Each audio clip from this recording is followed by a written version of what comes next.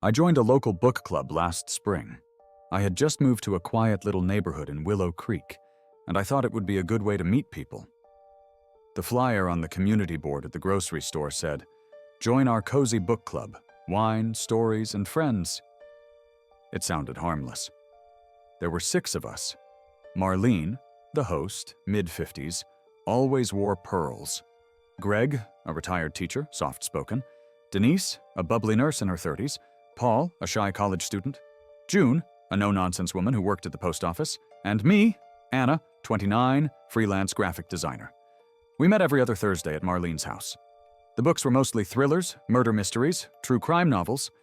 I didn't think much of it at first. Book clubs often like that stuff, right? But by our 4th meeting, I noticed something weird. The book we were reading, The Red Room, had a chapter that described a murder that sounded very familiar.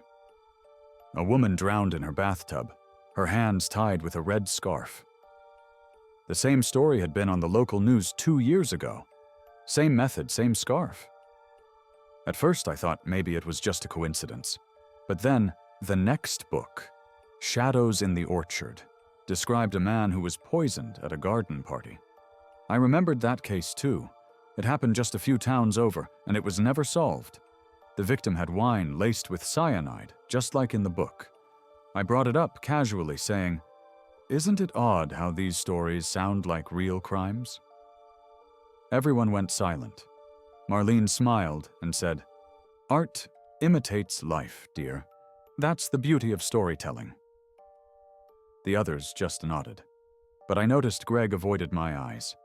Paul's hands trembled when he picked up his glass. I started digging. I went back through all the books we had read, 5 of them so far. Every single one matched a real unsolved crime in our area. Different years, different victims, but always something eerily specific. I couldn't sleep. I started watching the others during our meetings. June always brought a notebook. Denise seemed fascinated by the darkest parts.